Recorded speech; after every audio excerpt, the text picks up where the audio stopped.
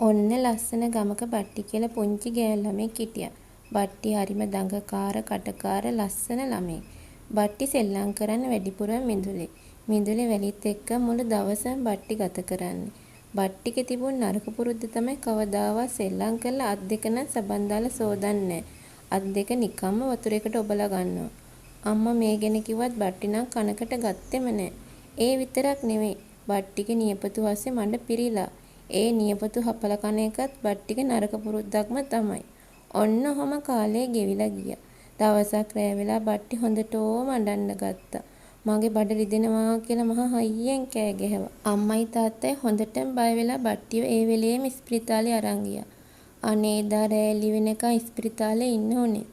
පහුවෙනිදා doctor මාමා ඇවිත් බට්ටිගෙන් ඇහුවා සෙල්ලම් කරලා අත් සෝදනවද කියලා. බට්ටි ඔළුව වෙනුවා. එහෙනම් මට නියපොතු පෙන්නන්නෝ කියලා ડોක්ටර් කිව්වා. ડોක්ටර්ට නියපොතු පෙන්නුවාට පස්සේ ડોක්ටර් පුදුම වුණා. අයියෝ ළමයෝ මේ නියපොතු වල තියෙන දේවල් කැවිලා තමයි ඔයාට බඩේ අමාරුව හැදිලා තියෙන්නේ. ආයෙ නම් එහෙම කරන්න එපා කියලා ડોක්ටර් මාමා බට්ටිට කිව්වා. අම්මයි තාත්තයි දිහා බලලා බට්ටි බිම බලාගත්තා.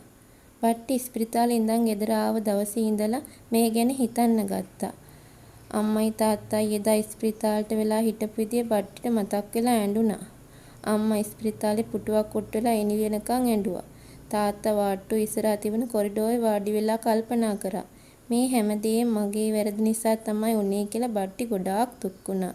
එදා ඉඳන් බට්ටි කොච්චර සෙල්ලම් කරත් අත් දෙක හොදන්න නැතුව නම් කෑම කන්නේ නැහැ. නියපොතු සුද්ධ කරලා අත් දෙක හොඳට සෝදලා තමයි කෑම කෑවේ. එදා ඉඳන් බට්ටිට බඩේ අමාරුවක් හැදුනෙත් නැහැ. මගේ දුවල පුතාලත් හැමදාම මේ විදිහට සෙල්ලම් කරලා අත් දෙක හොඳට සබන් දාලා හොදලා තමයි කෑම කන්න ඕනේ. එහෙනම් තවත් කතාවක් අරගෙන එන්නම්.